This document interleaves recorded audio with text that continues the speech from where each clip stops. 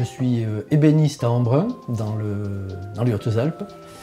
Le centre de mes créations, ça tourne autour des bois tranchés, des bois par bout, l'utilisation du pigment et de la résine. Donc, en gros, tout ce que je crée en ce moment, ça tourne autour de ça.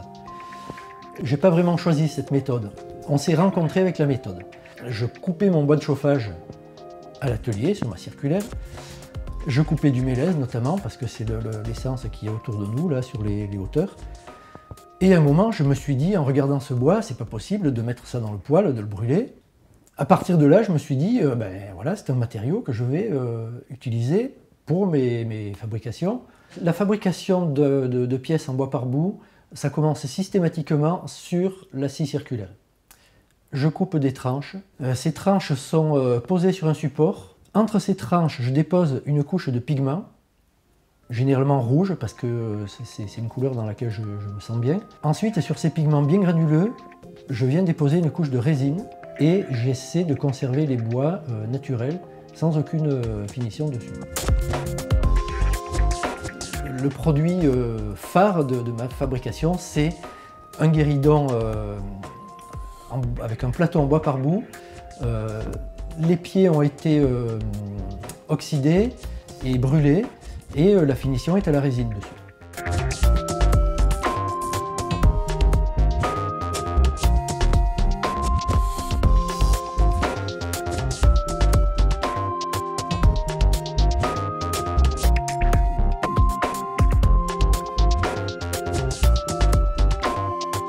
J'ai commencé jeune et ça c'est grâce à ma mère en fait. Vers Marseille on habitait donc pas loin d'une salle des ventes. Donc j'ai pu voir des tableaux, des bronzes, de l'ameublement et tout ça quoi. Et j'ai toujours été attirée par le mobilier. Puis un soir j'ai dit à ma mère, j'aimerais bien faire une formation, donc j'avais 7 ans. Et elle m'a dit, t'as qu'à faire ébéniste d'art comme ton arrière-grand-père.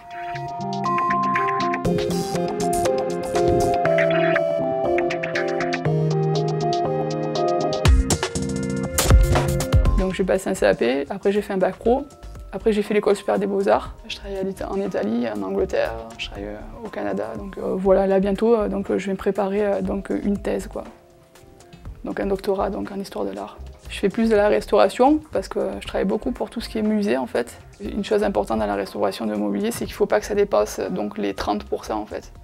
Parce que si ça dépasse 30%, le meuble n'est plus considéré comme un meuble d'époque. Et le but, c'est de transmettre un témoignage quoi, qui a été par le passé, et de le transmettre et de le conserver. Donc si moi je sais faire une fleur en marqueterie selon mon style, et que je vois sur une marqueterie une fleur qui a été faite, on voit que c'est pas d'une main sûre, par exemple un apprenti, et ben mon but, en tant qu'ébéniste d'art, c'est de retransmettre le témoignage, c'est de refaire la fleur comme l'apprenti l'a faite.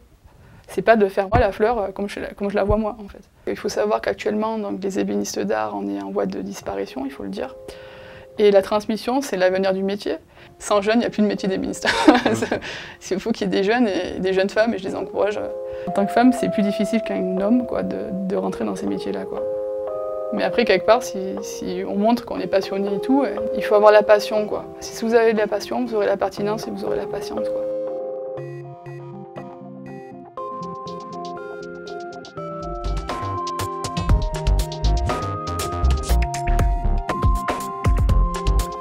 Je suis au départ tailleur de pierre, maçon tailleur de pierre et puis aujourd'hui sculpteur.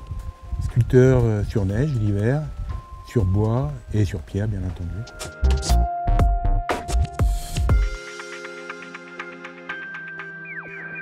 J'ai beaucoup appris les volumes, le mouvement de la sculpture à travers la neige et après j'ai pu transposer ça sur la pierre.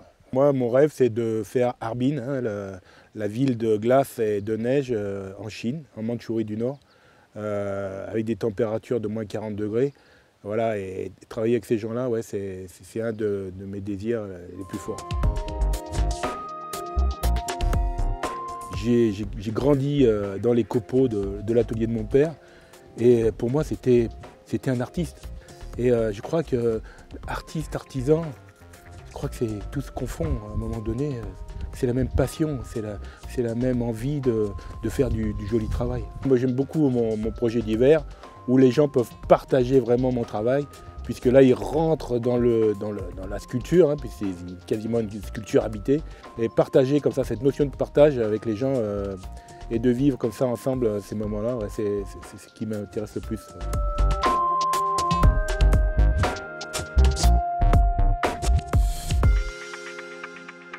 Chez Marie Fradin, qui travaille le verre, j'ai travaillé avec elle sur une de mes pièces majeures, qui est un personnage féminin ailé un petit peu, très grosse pièce, qui va être entièrement décorée, enfin habillée exactement, de perles de verre. On a expérimenté les matières, à savoir est-ce que le bois et le verre, amener une partie de verre fondu sur du bois ou sur un mélange avec de la terre, on a expérimenté. Donc vraiment très riche, voilà.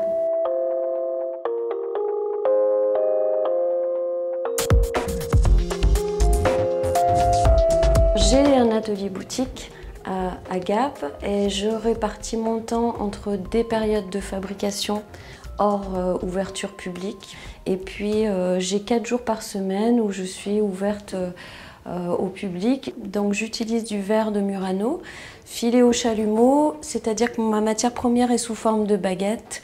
Je fais fondre le bout de mes baguettes et que j'enroule autour d'un mandrin.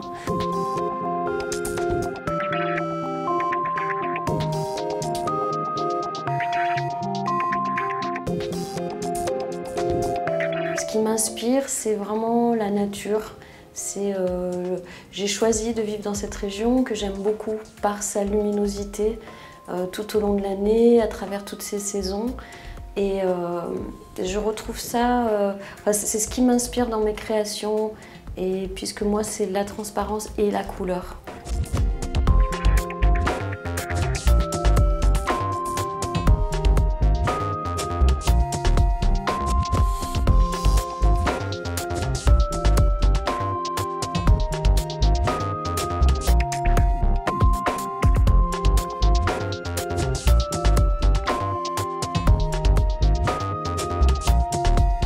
Je fabrique des objets de décoration intérieure pour la maison à partir de bois que je trouve en me promenant dans la forêt, près des rivières, dans les lacs.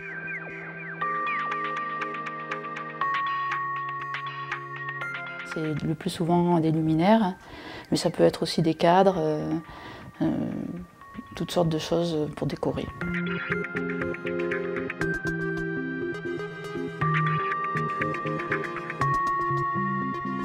Quand on est artisan, on a tendance à travailler dans notre atelier, à faire, voilà, c'est bien, c'est agréable, mais après, il faut aussi arriver à sortir de chez soi, on va dire, pour rencontrer justement des gens et arriver à vivre, tout simplement.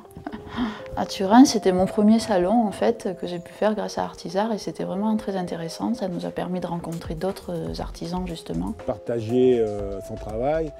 Alors, encore une fois, c'est toujours très intéressant, mais en plus de ça, là, on dépasse les frontières. Moi, j'ai eu l'occasion d'aller au Canada, d'aller à Dubaï, justement, pour travailler. Et voilà, et alors qu'on a l'Italie à côté, on ne l'avait jamais fait, je crois qu'il fallait le faire. Et c'est très intéressant, bien sûr, de travailler avec des gens qui ont une culture différente, qui ont une approche différente, qui ont des matériaux différents. Tout ça, c'est très intéressant, bien sûr. Moi, il ne m'était jamais venu à l'idée de faire quelque chose avec des Italiens ou d'aller essayer de les rencontrer. Donc, dans ce cadre-là, le projet qui est porté par l'Europe, c'est un truc phénoménal. Il faut toujours, toujours se mettre au courant. Et ce qui est important aussi, c'est certes, je suis dans un atelier qui est, on va dire, isolé, pour créer tout ça, pour travailler tranquillement. Mais je voyage beaucoup, quoi. Donc je vois ce qui se fait ailleurs, ce qui se fait ailleurs au niveau national et aussi international, quoi. Et ce qui est important aussi, c'est d'échanger, quoi. Échanger avec un ferronnier d'art, échanger avec un verrier, échanger toujours pour apprendre. Et après, donc, le mettre au profit de la création, quoi. Il me semble que si les ébénistes des siècles passés revenaient, ils se jetteraient à corps perdu dans les matières nouvelles qu'on a à notre disposition. J'utilise donc, moi, sans aucun complexe, des résines époxy ou polyester que je combine avec des pigments, avec des extraits végétaux, avec des métaux, pour rester dans cet esprit de création qui a eu de tout temps. Comme je le vois, les Beans contemporains du XXIe siècle, ben, ils travaillent le métal, ils travaillent le plastique, ils font du moulage, voilà quoi. On ne travaille pas que le bois, quoi. Si on reste que dans le bois, c'est le néant, quoi.